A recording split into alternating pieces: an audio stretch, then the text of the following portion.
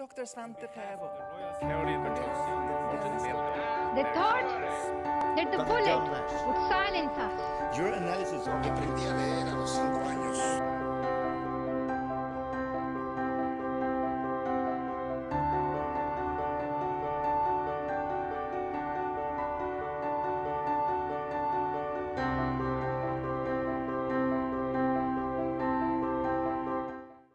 Uma das maiores premiações que a humanidade tem a oferecer para pessoas verdadeiramente destacadas em suas áreas.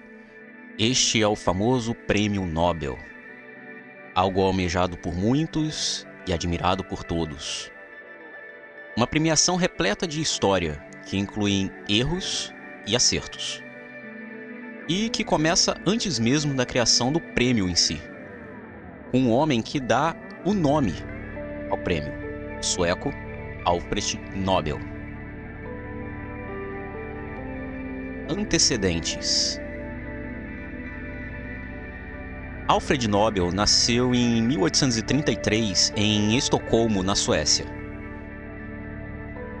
Terceiro dos 4 filhos de Immanuel Nobel Jr., um engenheiro civil e inventor, e de Henrietta Aslel, uma filha de família burguesa na Suécia.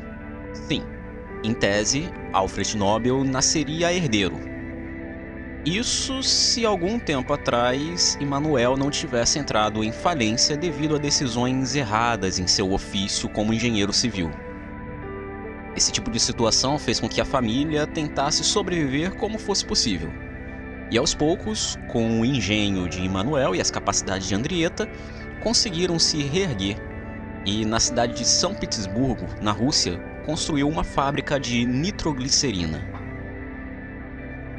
Para que você tenha uma ideia, a nitroglicerina é um composto que, ao contrário do que você pode pensar, não serve apenas para explodir as coisas.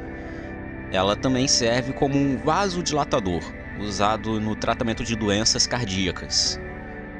Esse composto foi descoberto em 1847 pelo italiano Ascanio Sobrero. E em 1879 foi descoberto seus efeitos medicinais. Mas quando Immanuel construiu sua fábrica, foi em sua essência para a produção de explosivos mesmo. Mas infelizmente, para a família Nobel, novamente veio a falência. E eles tiveram que se mudar de novo. Só que agora, de volta para a Suécia, na cidade de Helsingborg. Alfred Nobel sempre foi alguém muito excepcional, sendo que aos 16 anos já falava 5 línguas. Se liga só: inglês, francês, alemão, russo e, é claro, a sua língua materna, o sueco.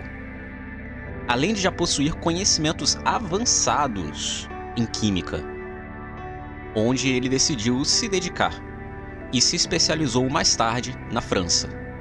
Sua paixão em química era tamanha que se aprofundou em alguma forma de aperfeiçoar a nitroglicerina. Afinal, este era o negócio da família, né? E nem mesmo a falência fez com que ele desistisse dessa ideia e continuou trabalhando nesse composto. Essa sua obsessão acaba cobrando um preço alto. O laboratório onde ele realizava seus experimentos explode, levando a óbito várias pessoas. Entre elas, o seu irmão mais novo. Mesmo após essa tragédia, Nobel permanece com a ideia fixa de tornar a nitroglicerina mais segura. E de fato, ele conseguiu esse feito, em 1866, transformando a nitroglicerina em uma pasta, que somente detonaria a partir de um detonador. Ou seja, surgia aí a dinamite.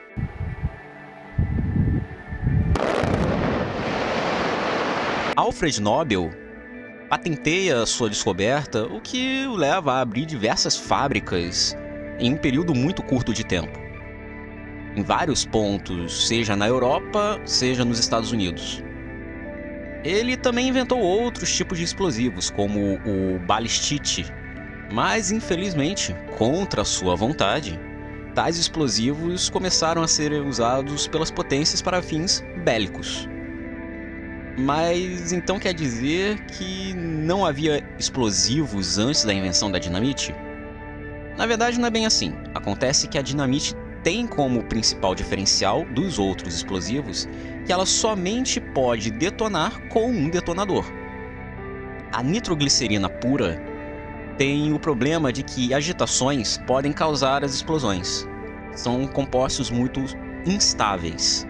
Então, uma forma segura de transporte tornou o uso da dinamite algo almejado por todos os países. O balistite, por exemplo, também foi algo que, aos olhos das potências, estava por acima de todos os outros tipos de formas de detonação, visto que, por se tratar de um propelente, não causa fumaça tal como a pólvora negra, que era usada anteriormente, o que danificava as armas dos soldados em campo de batalha. Aí você vai me perguntar, se ele não queria que a dinamite fosse usada para fins militares, por que ele produziu? Foi pelo dinheiro, certo? Talvez sim, mas não posso afirmar com precisão isso. O que eu posso dizer é que a dinamite não é usada apenas para a guerra, também sendo muito útil na construção civil.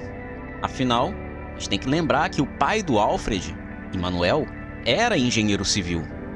Logo, um misto de apoio familiar e curiosidade científica devem ter impelido ele a seguir em frente. Mas, como eu disse anteriormente, Alfred Nobel não gostou do uso que estava sendo dado ao seu invento. Então, em 10 de dezembro de 1896, ele morre solitário, sem filhos e abalado ao ver as utilizações de seus inventos para fins bélicos.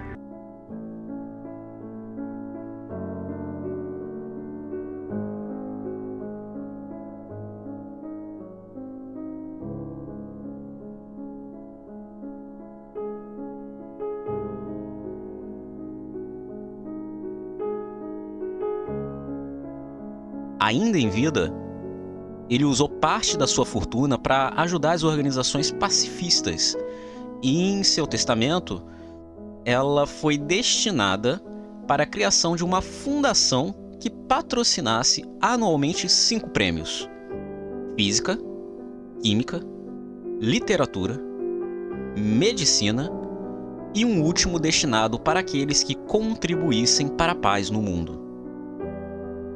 Muitos anos mais tarde, também foi criado um prêmio dedicado à economia. Eu, abaixo assinado, Alfred Bernard Nobel, tendo considerado e decidido, declaro minha vontade em relação aos bens adquiridos por mim. Trouxe o maior benefício para a humanidade. As porcentagens indicadas devem ser divididas em 5 partes iguais, que se destinam à primeira parte, aquele que fez a descoberta ou invenção mais importante no campo da física. A segunda, no campo da química. A terceira, no campo da fisiologia ou da medicina. A quarta, para quem criou a obra literária mais significativa que reflete os ideais humanos. A quinta, para alguém que dará uma contribuição significativa para a reconciliação dos povos, a destruição da escravidão, a redução do número de exércitos existentes e a promoção de um acordo de paz. O meu desejo particular é que a nacionalidade do candidato não influencie a atribuição de prêmios, para que os mais merecedores recebam o prêmio independentemente de serem escandinavos ou não. Assim, em 29 de junho de 1900, foi fundada a Fundação Nobel, que desde 1902 entrega os prêmios anualmente em 2 cerimônias, uma em Estocolmo e o Prêmio Nobel da Paz em Oslo, na Noruega, sempre no dia 10 de dezembro, dia da morte de Nobel. A Fundação Nobel. Aquela frase, querer não é poder, é verdade para muitos casos, e acredite se quiser, a última vontade de Nobel também se enquadra nessa situação. Acontece que, apesar de nobre essa última vontade, a administração dos bens para que assim ela pudesse ser realizada não foi bem definida. e esbarrou em muitas burocracias. Segundo o testamento, os ganhadores deveriam ser escolhidos por entidades distintas, como a Academia Sueca de Ciências ou ainda pelo parlamento norueguês, o Storting. Então, deveria haver um órgão que pudesse gerenciar todas essas premiações. Surge a Fundação Nobel, com esse intuito no ano de 1900. Mas, para que você tenha uma ideia do caminho que foi percorrido, Alfred Nobel morreu em 1896. Em 26 de abril de 1897, a parte que competia ao parlamento norueguês foi aprovado, e em 1898, as demais instituições aceitaram o testamento, a começar pela Karolinska Institutet em 7 de junho, seguida pela Academia Sueca em 9 de junho e a Real Academia Sueca de Ciências em 11 de junho. Para que nenhuma das instituições interferisse na outra, um regulamento foi promulgado em 1900. E nele se estabelecia algumas regras que todas essas instituições deveriam acatar. A autonomia foi o ponto principal salvaguardado pela criação da fundação. Nem mesmo a própria instituição poderia interferir nas escolhas dos membros constituintes. Outro ponto importante é que as instituições que compõem a fundação escolhem os ganhadores, também chamados de laureados, mas não gerenciam dinheiro para a premiação. Isso é trabalho da fundação em si. Para ser mais preciso, 6 pontos fundamentais no estatuto da Fundação Nobel. O primeiro é a criação de um conselho de administração e o diretor executivo. Esse conselho é formado por 5 cidadãos suecos e noruegueses, e o presidente do conselho é escolhido pelo rei da Suécia, entre os membros do conselho, enquanto que o diretor executivo é decidido pelos membros do conselho. Os próprios membros são decididos pelas instituições premiadoras. O segundo ponto é justamente a lista de instituições que premiam. São elas: a Academia Real de Ciências da Suécia, responsável pelos prêmios de Física, Química e, posteriormente, de Economia; a Assembleia do Nobel do Instituto Karolinska de Estocolmo, responsável pelo Prêmio de Medicina; a Academia Sueca, responsável pelo Prêmio de Literatura; e, por fim, o Parlamento Norueguês, o Storting, responsável pelo Prêmio Nobel da Paz. O terceiro ponto que o Estatuto defende é a confiabilidade das instituições que concedem o prêmio, ou seja, é necessário que haja um máximo de imparcialidade nas premiações e, portanto, todo o processo deve ser transparente para que não haja favoritismos. O quarto ponto é justamente a formulação de comitês e as atribuições dos especialistas do Nobel. Isso quer dizer que cada instituição premiadora possui um conjunto de pessoas responsáveis por avaliar e determinar nas suas áreas os laureados. O quinto ponto, e talvez um dos mais importantes, é quem pode indicar nomes para concorrer aos prêmios. Sim. Durante o mês de setembro do ano anterior ao da premiação, são enviados aproximadamente 3.000 formulários para diversos pesquisadores espalhados pelo mundo inteiro, e que são referências em suas áreas, no qual eles apontam nomes para concorrer aos prêmios. Existe uma série de regras que eles devem seguir para isso, tá? Não é qualquer um que eles vão indicar. E no caso do Prêmio da Paz, os formulários são enviados pelos governos, antigos ganhadores do Prêmio da Paz e por antigos e atuais membros do Comitê Norueguês. No dia 31 de janeiro do ano seguinte, ou seja, o ano da premiação propriamente dito, são selecionados cerca de 300 nomes das indicações dos formulários. Agora então entra o último ponto do estatuto: os auditores. Os candidatos preliminares são enviados aos respectivos comitês, que se reúnem e escolhem os laureados, tudo sendo devidamente auditado por pessoas selecionadas pelo Conselho do Instituto Nobel, garantindo a imparcialidade nas escolhas. Mas você pode me perguntar: a fortuna do Nobel dura até hoje? Na verdade, mais ou menos. Acontece que a fundação investe a herança do Nobel de tal forma a ter várias ações, imóveis, entre outros investimentos. Além disso, a fundação é isenta de impostos na Suécia desde 1946 e desde 1953 dos impostos sobre investimentos nos Estados Unidos.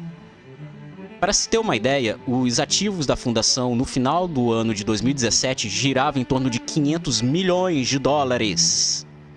É muito dinheiro, né? Que além de servir para premiar os laureados, também serve para realizar eventos de divulgação científica, além de diversos eventos públicos e exposições ao redor do mundo. As premiações.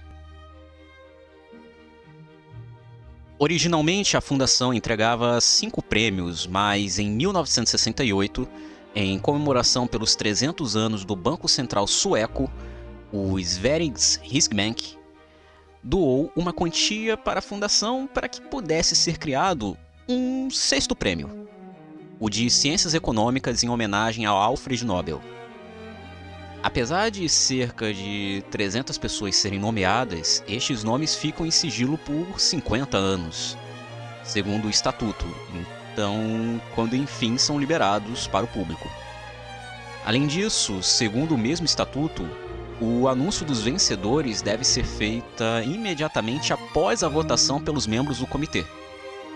E uma quantidade máxima de 3 laureados e 2 trabalhos distintos podem ser selecionados em cada prêmio. Isso não se aplica ao Nobel da Paz, que pode ser atribuído a instituições também. Cada laureado recebe um diploma das mãos do rei da Suécia e, no caso do Prêmio da Paz, vindo direto das mãos do presidente do Comitê do Nobel norueguês, na presença do rei da Noruega. Let us all together thank God for this beautiful occasion where we can all together proclaim the joy of spreading peace. Cada diploma é customizado de acordo com a instituição emissora. Além disso, cada laureado recebe uma quantia em dinheiro que vai depender da renda da fundação naquele ano, obedecendo aos valores estipulados pelo testamento do Nobel, exceto pelo prêmio de economia, que é pago integralmente pelo Banco Sueco. Em geral, os laureados tendem a doar esses valores para instituições beneficentes, para causas científicas, culturais ou humanitárias. Mas no fim, o dinheiro é do ganhador, e ele quem decide o que fazer. Por fim, o último item entregue aos ganhadores é a medalha cunhada pelo Myntverket na Suécia e pela Casa da Moeda da Noruega. Originalmente, essas medalhas eram feitas em ouro 23 quilates, mas em 1980 eles mudaram para uma cunhagem com ouro verde de 18 quilates, recoberta por ouro 24 quilates. E os designs das medalhas, dos prêmios, da paz e da economia diferem levemente para os demais. Além disso, as medalhas elas são customizadas, inclusive com o nome dos ganhadores. Por fim, 2 pontos muito importantes é que não é possível premiar pessoas que já vieram a falecer. Isso acontece desde 1974, sendo que a única brecha é se a pessoa vier a óbito no período entre o anúncio e a premiação. E o último ponto importante é que, para evitar erros de premiação, existe um período de tempo entre a descoberta e a nomeação, chamado tempo de reconhecimento. Isso para que não aconteça casos como o de Johannes Fibiger, que ganhou o Prêmio Nobel de Medicina em 1926 devido à descoberta de um parasita que causaria câncer, o que foi desacreditado posteriormente. Segundo o site oficial do Nobel, ao todo 615 prêmios foram dados entre 1901 e 2022, onde 989 laureados receberam os prêmios. Destes, o prêmio foi concedido apenas a um laureado 355 vezes, 2 para 146 e para 3 em 114 vezes. Dos 989 laureados, 959 foram para indivíduos, enquanto que 30 foram para instituições no Prêmio Nobel da Paz. Mas até mesmo nessa divisão podemos fazer uma diferenciação, porque dos 959 indivíduos, 954 foram indivíduos únicos. Ou seja, nunca ganharam mais de um prêmio. E das 30 organizações, 27 receberam apenas um prêmio no total. Os países com mais indivíduos ou instituições premiadas são Estados Unidos, Reino Unido, Alemanha e França. Outros países também têm membros ganhadores. Isso inclui a Rússia, Suécia, Suíça, Itália, Japão, China, Canadá, entre vários outros. Infelizmente, o Brasil nunca recebeu nenhum. E, bem, vamos falar disso daqui a pouquinho. Os laureados. Algumas coisas chamam a atenção ao longo da história do Nobel.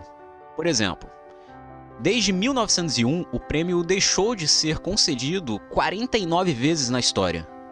A maioria durante o período de guerras, como a Primeira e a Segunda Guerra Mundial. Segundo o Estatuto, se nenhuma das obras em consideração for considerada de importância indicada no primeiro parágrafo, o prêmio em dinheiro será reservado até o ano seguinte. Se, mesmo assim, o prêmio não puder ser atribuído, o valor será adicionado aos fundos restritos da fundação. Mas, apesar de tudo, o único prêmio que nunca deixou de ser entregue foi o de Economia. E o prêmio que mais teve recessos foi o Nobel da Paz, com 19 ausências. E a última vez que alguma das premiações não foi entregue foi no ano de 1972, justamente o Prêmio Nobel da Paz. A primeira premiação teve os seguintes ganhadores. Em Química, ganhou Jacobus Hoff. Em Física, quem ganhou foi Rödinger. Em Medicina, foi Emil von Behring. Literatura foi René Sully Prudhomme. E no Prêmio da Paz foi dividido entre Jean Dunan e Frederic Passe. Por falar em Nobel da Paz, este prêmio possui o ganhador mais jovem da história, inclusive, a ativista paquistanesa Malala, laureada no ano de 2014 com 17 anos, desbancando Lawrence Bragg, ganhador do Prêmio Nobel de Física em 1915 com 25 anos. Por outro lado, o mais velho ganhador do Nobel foi o químico John B. Goodenough, no ano de 2019, quando ele tinha 97 anos. Engraçado que o recorde era de Arthur Ashkin, Nobel de Física no ano anterior, 2018. Com 96 anos, ou seja, um ano mais novo. Entre 1901 e 2022, os prêmios foram dados 61 vezes para mulheres, onde dessas 61 premiações, 60 mulheres foram premiadas.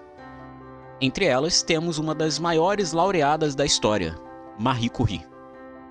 A única pessoa na história, seja homem ou mulher, a receber 2 prêmios Nobel em áreas diferentes. Em 1903, o Nobel de Física, em reconhecimento aos extraordinários serviços prestados pelas suas pesquisas conjuntas sobre os fenômenos de radiação descobertos pelo professor Henri Becquerel. E em 1911, o Nobel de Química, em reconhecimento aos seus serviços prestados ao avanço da química pela descoberta dos elementos rádio e polônio, pelo isolamento do rádio e pelo estudo da natureza e dos compostos desses elementos notáveis. Mas não só de entregas vive a história do Nobel. Em 2 ocasiões, o prêmio foi recusado. O primeiro foi em 1964, por Jean-Paul Sartre, que recusou o prêmio de literatura. Segundo o próprio Sartre, não tinha nada contra o Nobel, mas sim contra premiações em si. A segunda pessoa a recusar o Nobel foi Le Ductor, que seria laureado junto com Henry Kissinger, laureados com o Nobel da Paz em 1973, pelo Acordo de Paris. Mas, segundo ele, a paz ainda não tinha sido estabelecida, e denunciava a violação dos governos dos Estados Unidos e Vietnã do Sul nas premissas do Acordo de Paris. Também temos aqueles que foram premiados ainda em cárcere, e isso aconteceu 4 vezes no Nobel da Paz. sendo que a última vez foi no ano de 2022. O advogado pelos direitos humanos, Ales Bialyatsky, condenado a 10 anos de prisão em Bielorrússia. Durante a Segunda Guerra, Hitler teria proibido 3 laureados a aceitarem seus prêmios. Mais tarde eles acabaram recebendo. E uma última curiosidade é que, se você for no site oficial do Prêmio Nobel, existe uma lista com as chamadas famílias laureadas, que são aquelas famílias que tiveram membros e receberam os prêmios. E os Curie são os que mais receberam até hoje, com 5 premiações. 2 para Marie Curie, 1 para seu marido Pierre Curie, 1 para a filha do casal, Irene Joliot-Curie, e 1 para o marido de Irene, Frédéric Joliot. Madame Curie.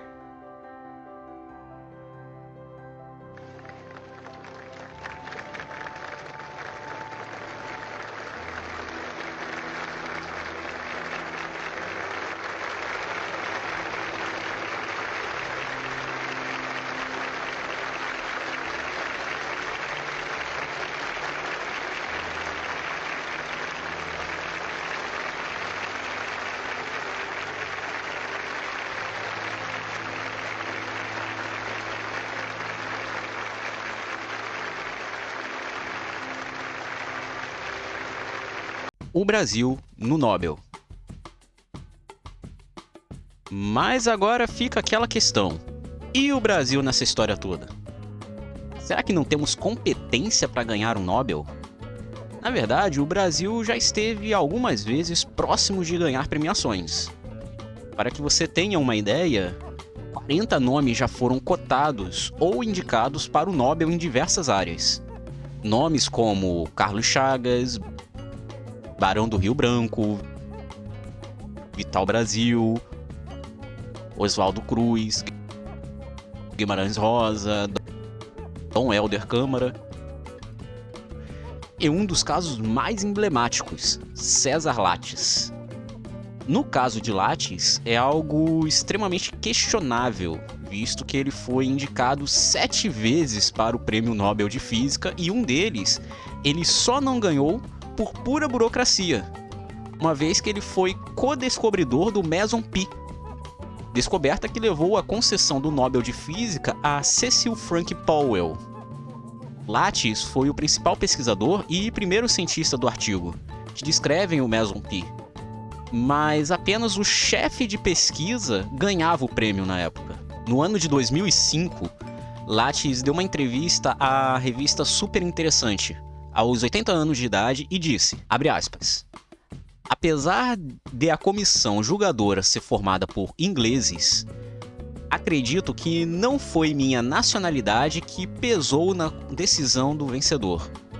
Tanto na descoberta do Meson Pi em 1946, como na sua criação artificial em 1948, tive colaboração de Giuseppe Occhialini. Quem deveria ter ganhado era ele. E em 1950, quem levou o prêmio foi o Cecil Powell, que também participou do trabalho. Mas deixa isso pra lá. Esses prêmios grandiosos não ajudam a ciência. Bom, se pegarmos outros casos, como o de César Lattes, também temos casos em que simplesmente os brasileiros seriam indicados, concorreriam, mas antes de receber o prêmio, eles simplesmente vieram a falecer.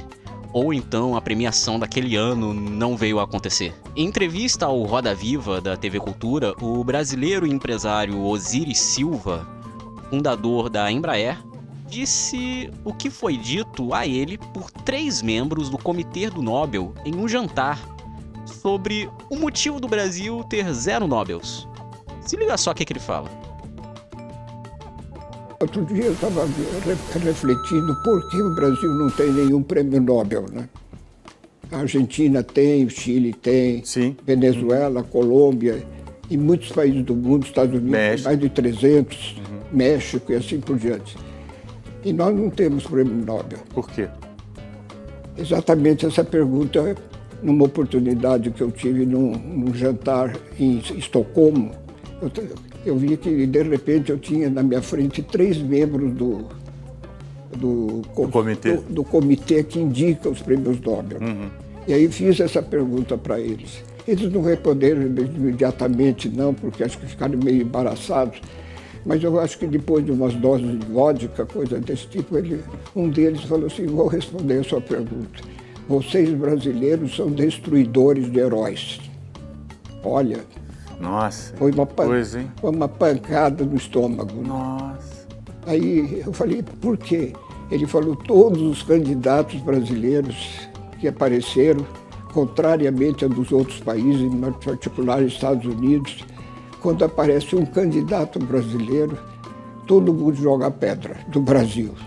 Não tem apoio da população. Parece que um brasileiro desconfia do outro ou tem ciúme do outro, sei lá o que acontece. Pois é, essa foi uma viagem longa sobre uma das maiores premiações do mundo, algo que realmente chama a atenção e enche os olhos de todos. Ganhar o Nobel é uma honra, mas também um peso sobre cada um dos ganhadores que marcam seus nomes na história da humanidade. Este mini documentário é o início de uma jornada um pouco maior, com 10 episódios, no qual irei tratar os 10 primeiros ganhadores do Nobel de Física, em preparação para algo um pouco mais ousado aqui no canal. Cobrir integralmente no dia 10 de dezembro a premiação do Nobel no ano de 2023. Deu trabalho, por isso peço que você, meu amigo, deixe seu like e se inscreva, se não for inscrito. Tamo junto e até!